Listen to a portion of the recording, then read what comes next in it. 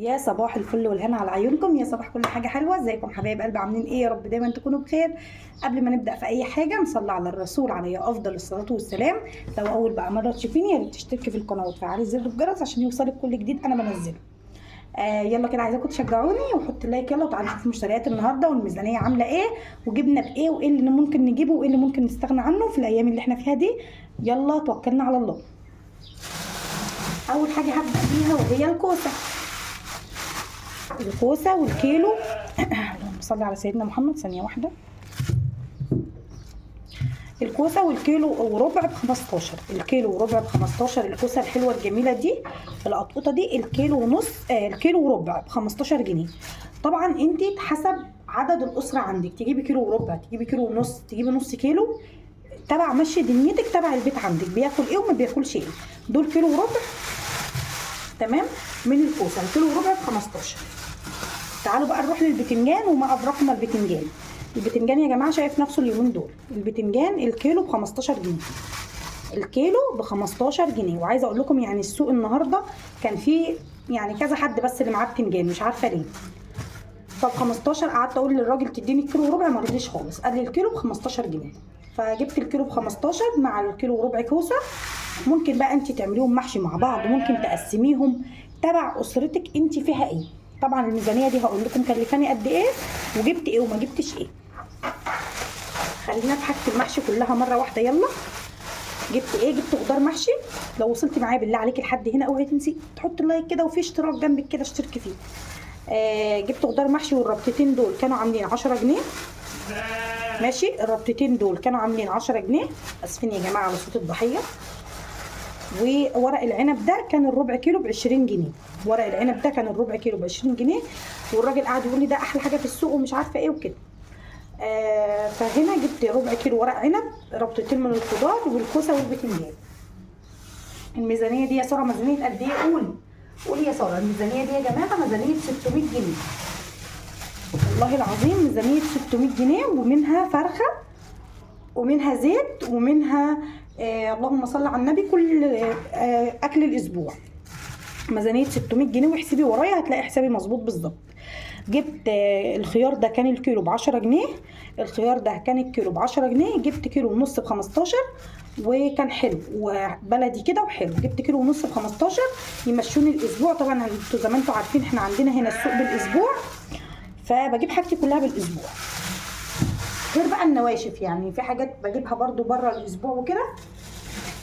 فانت شوفي بقى، لو بتاخدي مصروفك بالاسبوع هاتي بالاسبوع، لو بتاخدي بالشهر هاتي بالشهر. بس متهيألي يعني كلنا بنجيب الخضار بالاسبوع. في ناس بتجيب اليوم بيومه، مش كله. جبت ملوخيه، والملوخيه كان الكيلو عامل 20 جنيه. الملوخيه كان الكيلو ب 20 جنيه. جبت نص كيلو ب 10.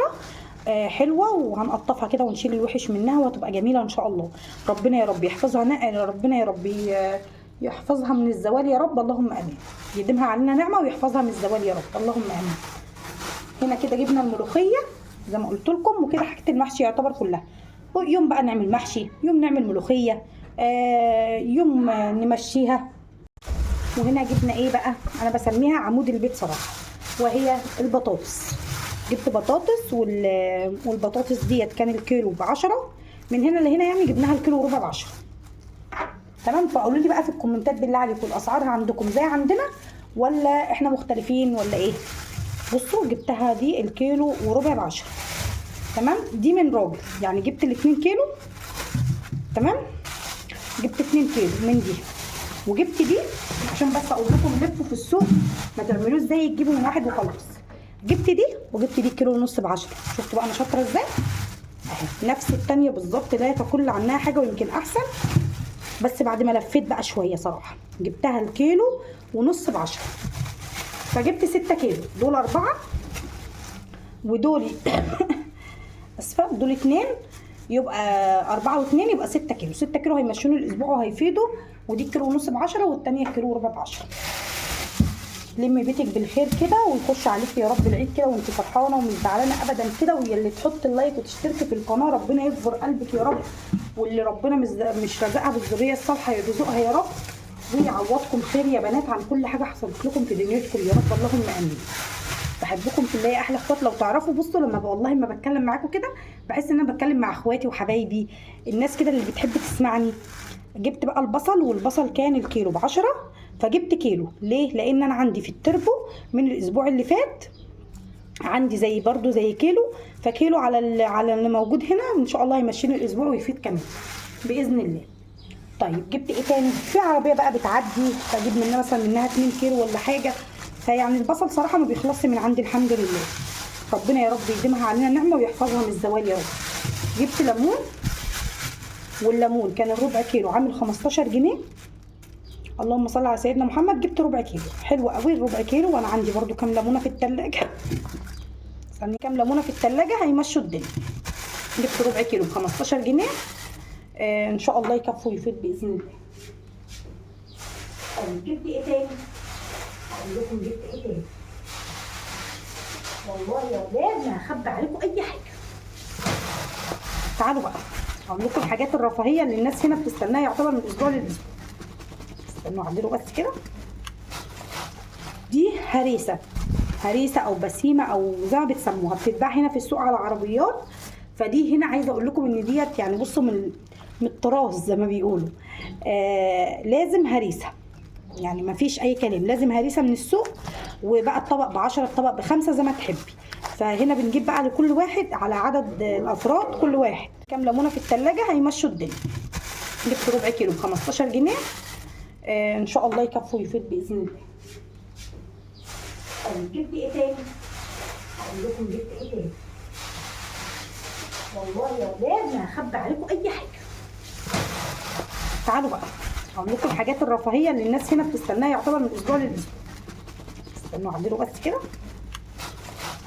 دي هريسه او بسيمه او زي ما بتسموها، بتتباع هنا في السوق على عربيات. فدي هنا عايزه اقول لكم ان ديت يعني بصوا من التراث زي ما بيقولوا. لازم هريسه، يعني ما فيش اي كلام، لازم هريسه من السوق. وبقى الطبق ب10 الطبق ب5 زي ما تحبي.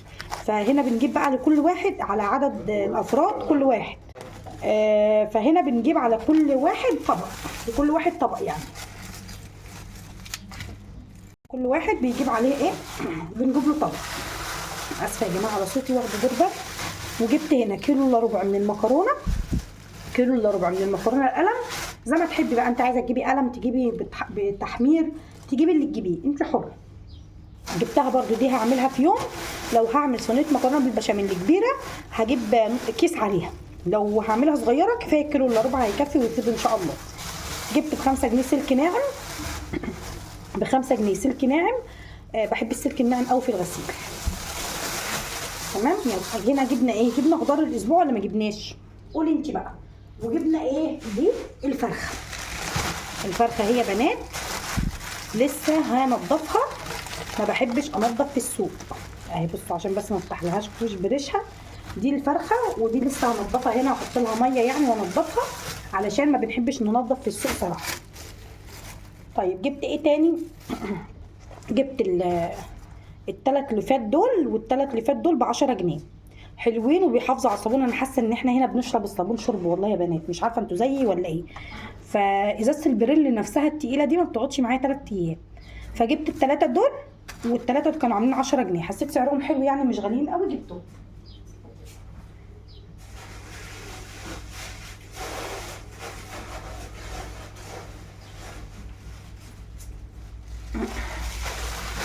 جبت ايه تاني؟ جبت دول زي ما قلت لكم ب10 جنيه. وجبت المقوار ده عشان المقوار بتاعي اتكسر، جبت ده ب5 جنيه. حلو وحسيته حلو كده مش غالي، وجبته ب5 جنيه. قلت يقضي الغرض عبال ما انزل واجيب لي ايه. لو رحت لماما المنصوره ان شاء الله اجيب لي حبه طلبات من هناك. هناك الحاجه رخيصه وحلوه، اجيب لي حبه رفيع زي كده. ماشي. طيب ايه تاني يا ساره اللي بيجيبوه مع الهريسه للولاد؟ بنجيب مقرمشات. تمام. المقرمشات ده برضو لكل واحد كيس على عدد افراد الاسره. طيب وايه تاني؟ تعالوا ده انت هتشوف هنا مواهب كده. بوظه. وبنجيب برضو لكل واحد كيس على حسب عدد افراد الاسره. بنجيب لكل واحد كيس. فعايزه اقول لكم ان الحاجه ديت يعني ممكن انت عندهم للولاد ما تجيبيش الكلام ده كله وتجيب لهم المقرمشات والبوظه والهريسه. تمام. طبعا بنجيب فطار بقى، بنجيب فول وطعميه وكده واحنا جايين. جبت نص كيلو من الزيت، نص كيلو من الزيت الفرد، وانا عندي نص كيلو من الاول، يبقى يعتبر بيتي مليان خير ان شاء الله. هنا يبقى كده عندي كيلو.